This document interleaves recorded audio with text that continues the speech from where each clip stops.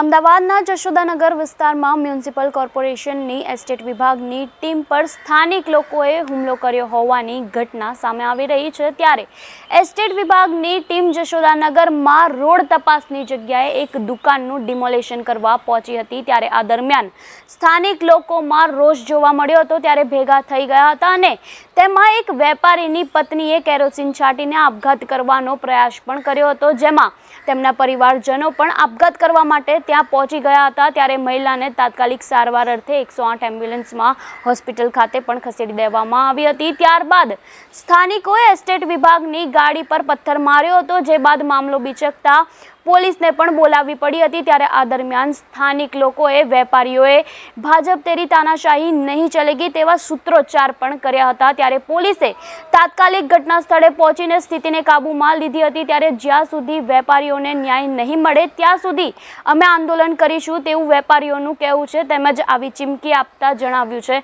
તો આપનું આ અંગે શું કહેવું છે, અમને કમેન્ટ બોક્સમાં આપના મંતવ્યો જરૂરથી જણાવજો।